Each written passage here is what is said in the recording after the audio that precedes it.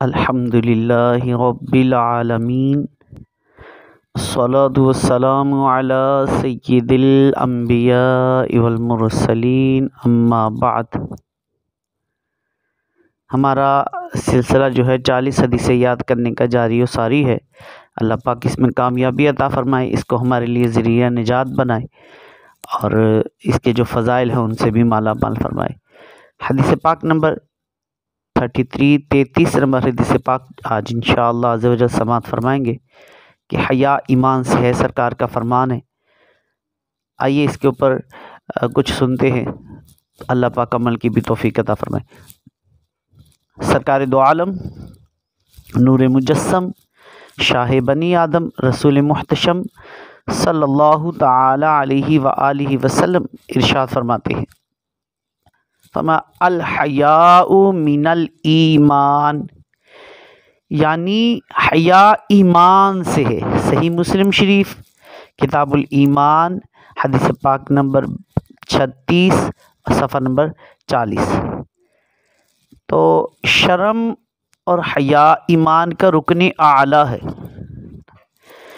اور دنیا والوں سے حیا دنیاوی برائیوں سے روکتی ہے، اور دین والوں سے حیا دینی برائیوں سے روک دیتی ہے۔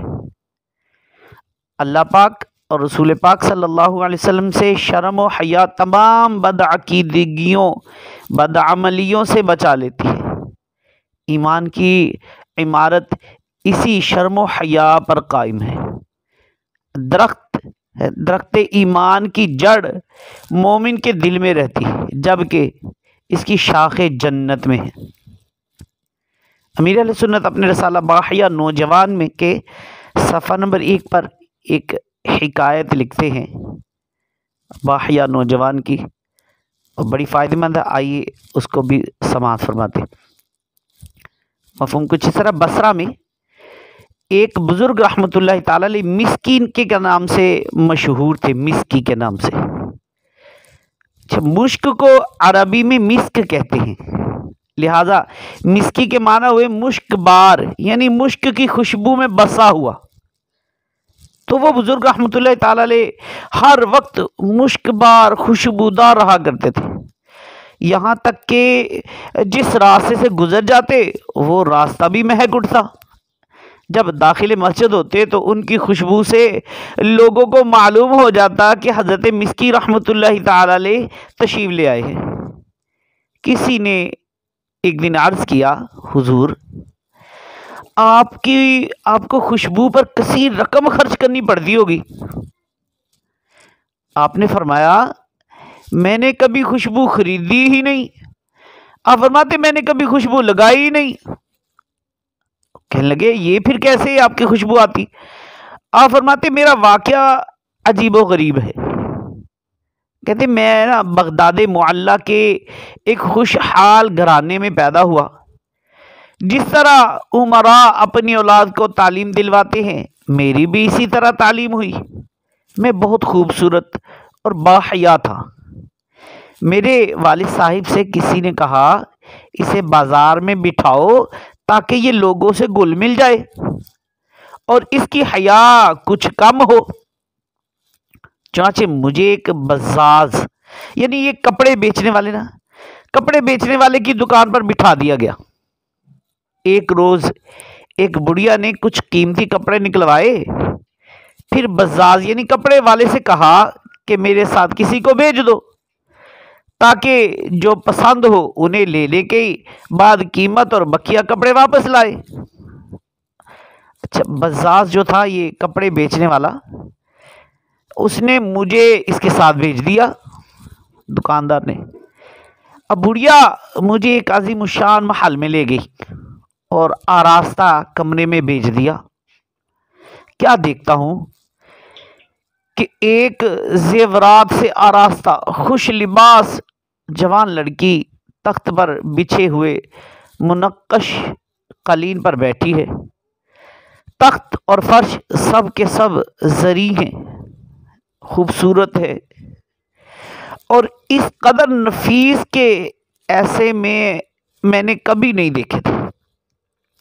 کہتے ہیں کہ مجھے دیکھتے ہی اس لڑکی پر شیطان غالب آ گیا اور وہ ایک دم میری طرف لپکی اور چھیڑخانی کرتے ہوئے منہ کالا کروانے کے در پہ ہوئی۔ میں نے گھبرا کر کہا اللہ عز و جل سے ڈر، مگر اس پر شیطان پوری طرح مسلط تھا۔ جب میں نے اس کی ضد دیکھی تو گناہ سے بچنے کی ایک تجویز سوچ لی۔ کہتے ہیں کہ اور میں نے اس سے کہا کہ مجھے استنجا خانے جانا ہے۔ اس نے آواز دی تو چاروں طرف سے لونڈیاں آ گئی۔ اس نے کہا اپنے آقا کو بیت الخلاء میں لے جاؤ۔ میں جب وہاں گیا تو بھاگنے کی کوئی راہ نظر نہیں آئی۔ مجھے اس عورت کے ساتھ منہ کالا کرتے ہوئے اپنے رب عز و جل سے حیا آ رہی تھی اور مجھ پر عذاب جہنم کے خوف کا غلبہ تھا۔ چنانچہ ایک ہی راستہ نظر آیا اور وہ یہ کہ میں نے استنجا خانے کی نجاست سے اپنے ہاتھ منہ وغیرہ سب رنگ لی ہے اور خوب آنکھیں نکال کر اس کنیز کو ڈرایا جو باہر رومال اور کپڑے لیے پانی لیے کھڑی تھی۔ میں جب دیوانوں کی طرح چیختا ہوا اس کی طرف لپکا تو وہ ڈر کر بھاگی اور اس نے پاگل پاگل پاگل اس کا شور مچا دیا۔ سب لونڈیاں اکٹھی ہو گئی اور انہوں نے مل کر مجھے ایک ٹاٹ میں لپیٹا اور اٹھا کر ایک باغ میں ڈال دیا۔ اچھا، میں نے جب یقین کر لیا کہ سب جا چکی ہے تو اٹھ کر اپنے کپڑے اور بدن کو دھو کر پاک کر لیا اور اپنے گھر چلا گیا، مگر کسی کو یہ بات نہیں بتائی۔ اسی رات کہتے میں نے نہ خواب میں دیکھا کہ کوئی کہہ رہا ہے تم کو سیدنا یوسف علیہ السلام سے کیا ہی خوب مناسبت ہے، اور کہتا ہے کہ کیا تم مجھے جانتے ہو؟ میں نے کہا نہیں، میں تمہیں نہیں جانتا۔ تو انہوں نے کہا کہ میں جبرائیل علیہ السلام ہوں۔ اس کے بعد انہوں نے میرے منہ اور جسم پر اپنا ہاتھ پھیر دیا۔